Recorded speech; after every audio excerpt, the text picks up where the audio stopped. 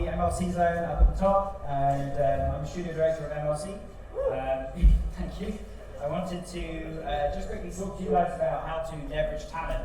It's something that we do a lot, and we've worked with hundreds of game studios, and I thought I'd share some of the things that I've learned from the game studios that we've worked with, and hopefully provide some value to you guys today, because that's really what this is all about. And then, of course, I'm happy to take any questions that you have at the end. Hopefully you'll have some, and I'm also happy to take questions that might not necessarily be completely relevant to just this, just in case you have something, if it's, I know there's been a fair few students here today as well, but any way I can provide value to everyone in the room for the next 30 minutes, that's really my goal. I'm going to sit and standing all day, I hope you don't mind, but we can go forward. So, who is this talk for? So, really this is for anyone who hires in the games industry or is a part of perhaps the decision making for hiring people in the games industry. So, of course, you've got the solo indie devs, indie teams, publishers as well, who, especially the ones that are really quite supportive to the developers that they work with, and of course the AAA to AAA talent and XD reps. It's also probably a little bit useful for you to understand the differences when you're looking to get hired as well. And it's useful context into what sort of, what value people are looking for depending on what sort of position you're in, whether it be contracting or employment, or if you wanted to join an outsourcing studio, which is a little bit different. So, the first thing to figure out when you're developing a game or when you want to hire someone is obviously whether it's a deliverable or a person that you need. The real difference here is if you wanted a deliverable, it might just be, let's say, one character model or just one concept. But if you needed a person, it's probably a more long-term thing where you need a character artist who's going to learn about your game and get really involved. That usually is the preference with indies that I found. But at the same time, it's more of a financial commitment, and that can be quite tricky. There's no lie about that as well. And if everyone had unlimited money, I think they'd probably go for the person. But even the big studios, they go for the deliverable approach as well. Sometimes a deliverable could be huge. It could be, a massive cinematic trailer, like Blizzard style. That's still a deliverable, and not, of course, a person. So it's pretty important to go through sort of these 3 points and questions in your mind when you're figuring out which one you need. And it's, of course, what do you actually need for the game and how often you need it. And then the third one is outsourcing external development. This one's usually reserved for people with maybe slightly bigger budgets, or at least that's how it is perceived. And I think this is quite an important one. So, outsourcing is a little bit scary. It almost sometimes feels like you're going to lose control over your project, or the budget's going to need to be bigger, and I would probably argue that's probably true. When you give work to an outsourcing studio, you're really giving them a lot of creative control over what the output is. You can't really get into the nitty-gritty and really give them every single bit of brief, because that's really not what's expected of them. You can do that with freelancers and contractors, of course, but sometimes you don't want to be constantly talking to a freelancer. You kind of want them to be a little bit more hands-off, in the same way as an employee. So I think it's pretty important to kind of identify those three points there, skills, control, and frequency. Just make sure that you understand exactly what it is you need when you go to do your hiring. And I truly believe that diversifying the talent approach is probably the best way to go forward. Employees, they cost a lot in terms of their financial commitment. It's pretty hard to get to your first employee as any small business. And that's one of the hardest things to do. So going with the freelancers and contractors route allows you to scale quite quickly. But of course, you need to create that sort of company culture with both employees and freelancers. In fact, company culture and environment that people want to work in, and that can be quite tricky. So sometimes it is worth getting an outsourcing studio involved, or an external development partner as well. So yeah, I guess they're sort of the 3 types of talent available that I really wanted to talk about today. What's the next slide? Let's have a look. Cool, yeah, so I wanted to quickly highlight, and maybe I'll probably go through this quite quickly and then take any questions. And like I said, with the questions, I'm happy to talk about any students who are looking to get to work, or game studios who have struggled with something, because I probably have something I can offer. But in terms of MLC, just to quickly run through, we're actually network artists, so we try and sit between the freelancer and the outsourcing studio. Where this outsourcing approach is quite, you sort of lose control over the work that you're commissioning. We like the freelancer passion and freelancer communication that you get, collaboration that you get by hiring freelancers, but we try to eradicate the whole hire a freelancer and they ghost you situation, which a lot of you may have been in that situation. I know a lot of developers that I've spoken to unfortunately have come across that. Or even just freelancers who, if they run into an issue, maybe you're doing technical art, for example, and run into a technical art issue that you can't solve, but you're hiring them to solve, and they can't solve it, you're a bit screwed. And so we like to give artists lots of support, just like an outsourcing studio would. So you're kind of getting the best of both worlds, the scale, I suppose, of the outsourcing studio, but also the in-person communication that you get from a freelancer, because that's exactly what we do. We just give direct communication between the freelancers and the game development studios. So that's really where the good stuff happens, right? And how does this benefit the game dev? Well, you get to keep control over what you're building. We're making games too. I totally understand what it's like to hire people to build a game. I've actually never outsourced to an outsourcing studio, because actually I have. I did it once, and it was a disaster. So I haven't done it again, and I understand the fears of outsourcing totally. And I've always hired freelancers. I think they're great, flexible people that are so passionate about what they do. And it's just nice to be able to have such a massive backing of lead producers who will work on your project with you, art directors, and obviously we've got like 150 artists, so if one person can't get the job done, they've got support behind them. And I guess the final point is for us, we actually want MLC to be the best place to work in the industry for contractors. That's kind of our mission. And to do that, we create a lot of company culture, and we give contractors something more than just a single client to work with. We do game nights and pizza nights. We have merch that everyone seems to absolutely love. But it's really about having a community where we all can focus on the same things together and collaborate together and grow and learn together. To be honest, we have workshops that we run in house and stuff like that. We do it all for contractors, which sometimes surprises people. But I'm sure a lot of you here have done some similar things in your own studios. And I've done talks with company culture before. I highly recommend that you all focus on, whether we're in the games industry, building games for a team, or maybe you're a service provider. I think everyone should be focusing on creating amazing places to work for people. I think it's so important, especially now we work remote, because things like mental health are just so important nowadays. And people who've never had mental health issues before are now starting to find that remote working is sort of creating that environment. And I think it's just up to all of us to work together to eradicate that sort of thing. Cool. So I'm happy to talk to anyone about anything. I'm very open. I don't really like selling. I kind of feel like that's what I ended up doing here. I hope not. To me, it's really just about providing value to the right people who need it, and I'm happy to do that in any way. I'm also a Women's Games Ambassador, so I'm happy to talk to any women who potentially are maybe a bit scared of getting into the industry, but maybe intimidated by it, or even if they are in the industry and they're maybe in a workplace environment that just isn't working for them. I'm really happy to speak. I mentor two wonderful ladies at the moment who are pushing to just make waves in the industry, and that's what it's all about. Just helping everyone to realise that no matter what gender you are, you can do well in this industry. So talk to me about anything. I'm totally open. And I guess, thank you so much for listening to the talk. It's a pretty short one, I think, but I'm happy to take any questions from anyone, if anyone's got some. Yes, please, sir. One thing is, before, up to a few years ago, I was in the IT industry, the project management industry, and I hired companies like Outsourcing to work for them, and the model was brilliant. So, I now freelance music composer, and I'm using games industry. I know you focus exclusively on music people in the music process. Yeah, sure. Yeah, music. And this sort of model for music process sounds brilliant. Yeah. Is there anything like that exists? Yeah, I guess so. The tricky thing about Just music. repeat the question for everyone who can't hear. Oh, you want me to repeat the question? Yeah, so it's just about the music, the music part of the games industry and how to, I guess, find work as a composer or a sound engineer.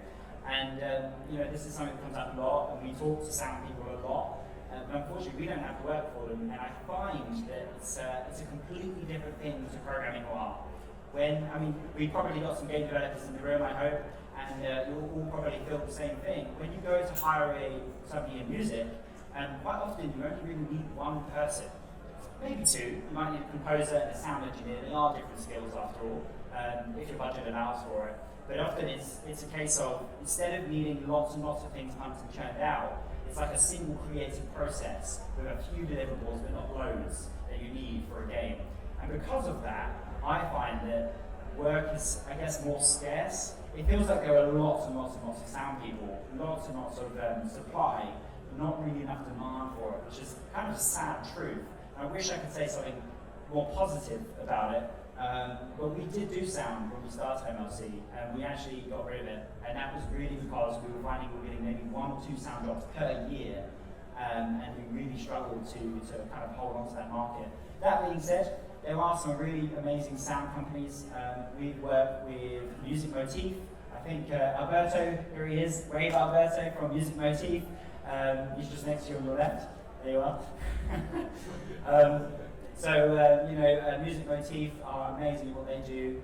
We've also got Unlock Audio over in the States. I know they've got maybe 10 people in their team, and I'm sure they probably hire contractors. They work more on sort of the trainer and marketing side of things. But yeah, I hope that, Unlock Audio, yeah, and that's with Eddie Callahan. Cool. Any other questions from anyone? Or are we good? Oh, one more, yes. I'm trying to hear you.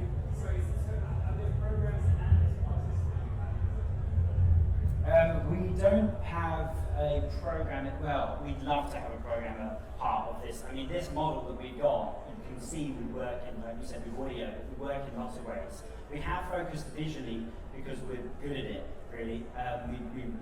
It's really important to us that we churn out amazing quality artwork, and I come from a bit of an art background, so it makes sense for me. But technically, I'd love to get into the technical side of things. Once we've got somebody who's, I guess, a CTO, it's something we probably might pursue. That's a very big probably. But yeah, absolutely. I think there are definitely collaborations of programmers out there that I've seen. There's one called XDev. They're a really cool team. They have actually a lot of the same values as we do by really giving developers like a place to work rather than just work, and that's a completely different thing. I know that I don't think they're games industry, but have a look, because that might be useful. Yeah, please. Yeah, if you hire someone as a contractor, what's like the normal level of minimum? Was the normal level of what, sorry? What's the normal level? Normal length, thank you. Is that if we hire a contractor, how long do they work with us? Yeah. I see. So to repeat the question, what's the sort of standard contract length that I guess a contractor could expect? Is really what it's about, so to fly here. It does depend. I would say it's because it's such a fragmented market. What I mean is there's just loads and loads and loads of indies. A lot of people are looking for small scopes, so you're very able to just get even a week's worth of work at a time, which is a blessing and a curse for a contractor because it's nice to have that flexibility. And as a contractor, you specifically don't want to be doing the same thing all year long. That's the whole point. But at the same time, a week's worth of work means you're constantly hunting for work. So it varies. I'd say it's probably from about a week to about 18 months. If we're talking about typical game development cycles, that's usually 18 months is what I've seen a lot in indie. Triple I and Triple A can get up to Elder Scrolls 6, which is infinitely long in its development cycle. But I'm not salty about that at all. But yeah, it does depend. I would just say a week to about 18 months is what you can expect. And with us, we actually hire you on a rolling contract, which basically means will hire you in, not necessarily for a specific job, but just to stay with MLC in our network. So it's a bit different. Cool. Yes, please. How do you feel about AIR, and do you guys use AI at MLC at all? That's a really good question. I was at GDC last week, and I have to say this was a hot topic. Last year it was NFTs, this year it's AI, and I'm sure next year it'll be something else. And of course, people are running around panicking about it, which I don't think is the right approach. I think with anything new that comes into the market, it's always wise to be cautious, but always good to learn about it and use it. AI is something we dabbled with. We didn't want to be left in the dark. We weren't just going to go and shut it off completely. And we did use a bit of Mid-Journey, and we did that to generate ideas. We never used Mid-Journey and went, here you go, here's your concept art, pay us some money. That would have been really wrong in so many ways, and I don't think that anyone should be doing that. But I think using AI as a tool is where we can get most value from it, and I think a lot of people start to realise that. Mid-Journey, our art director, Reese Keith, he's using Mid-Journey quite a lot, and he does it just to sort of generate ideas. And what he will do is he'll give it a visual prompt by sketching something, and then it will generate from there. And I know NV has just released a new update of their AI, which you sort of paint environments. That looks really cool. And then what he will do with that concept that kind of comes through from Mid-Journey is he'll pull colours from it and just plaster them on a big Miro board or a Figma board or something like that. And it just kind of gets his mind thinking.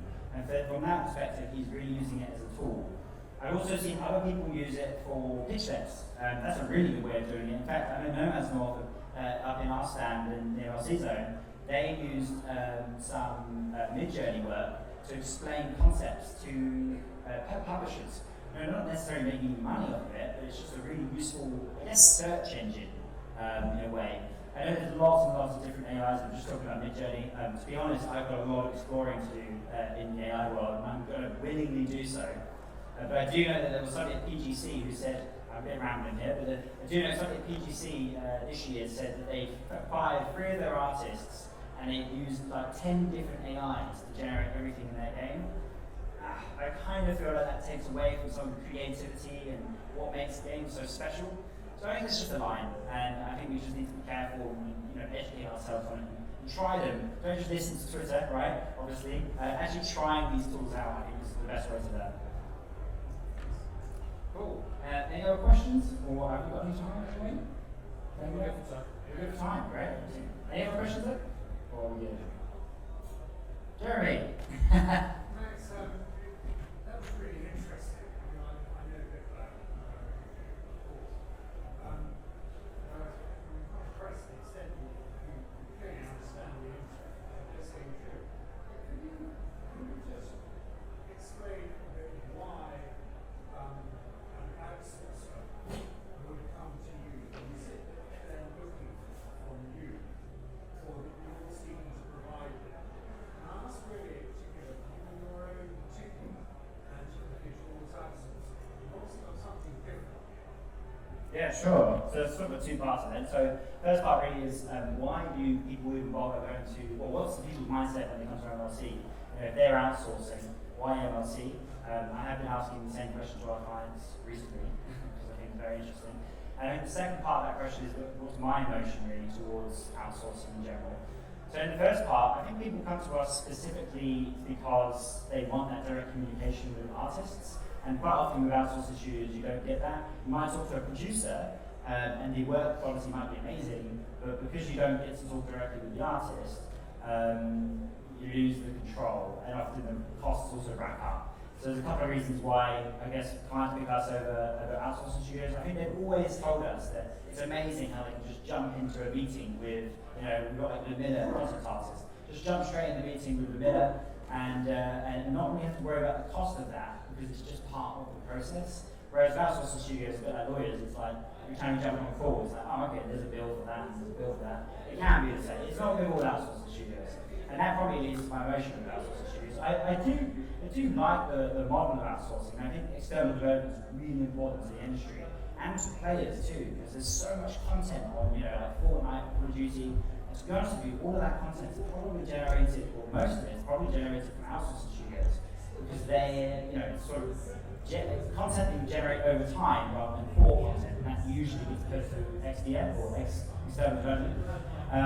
But yeah, I think my emotion towards it's fairly neutral. I think it's a really good tool that anyone can use, and that's what I was going on about.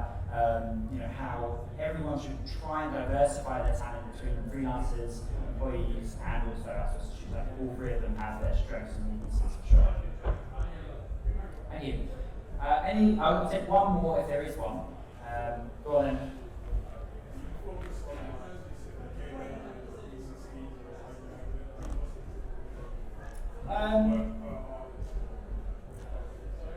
Sure, yeah. So the question is, do we focus on one particular engine or are we agnostic to all engines?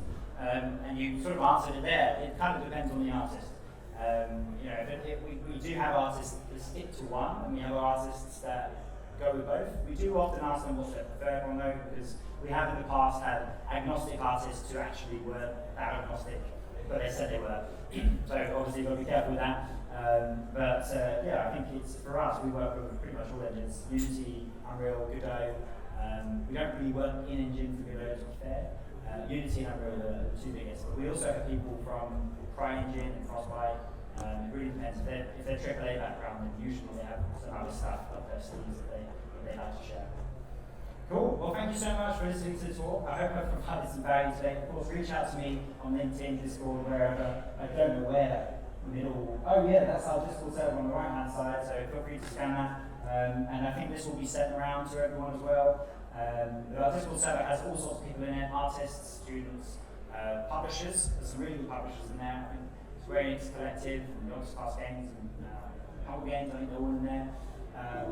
And I know KA from Fireshine is also in there, so come and hang out. And we also have a verified part of our Discord server, which is kind of reserved for, I guess, industry professionals.